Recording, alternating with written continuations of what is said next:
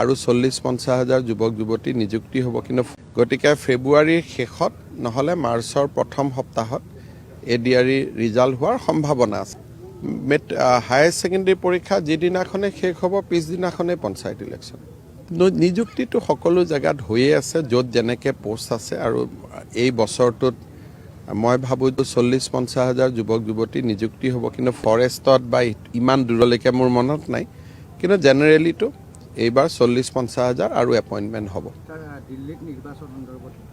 মই কালিহে যাম কেম্পেইনৰ কাৰণে কালি আৰু পৰহি তাতে গম পাম গ'লে হ'বই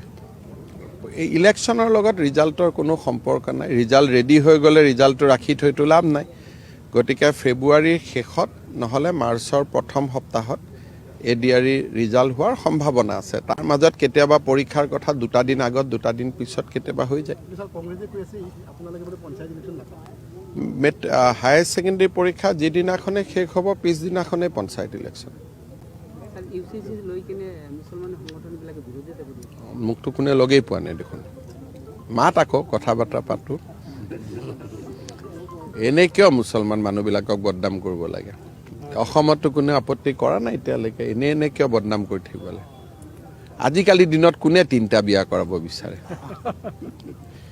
আজিকালি কোনো মুছলমান মানুহে এটাৰ ওপৰত বিয়া নকৰাই হয় নহয় গতিকে এইবিলাক দাবী উত্থাপন কৰিলে মানুহৰ মনত সন্দেহে হয় যে ক'ৰবাত 2-3টা হৈ আছে নেকি কিন্তু মইতো এইবাৰে আমি যিবোৰ জৰীপ তৰীপ চলি আছে আজিকালি মুছলিম মানুহৰ মাজত 3টা বিয়া কৰা 2টা বিয়া কৰা বহুত নাইয়ে বুলি ক'ব পাৰি হ'ব বাবা হৈ গ'ল 5 কিলোমিটাৰ বাহিৰৰখিনি হ'ব ভিতৰত আৰু তাৰ স্থানীয় মানুহে বিক্ৰী বাৰ্তা হ'ব আৰে নামনি শ্ৰীযুক্ত বিজয় মালাকাৰ মহাশয় তাৰপৰ উনি আজকেৰ এখানে উদ্বোধন কৰবেন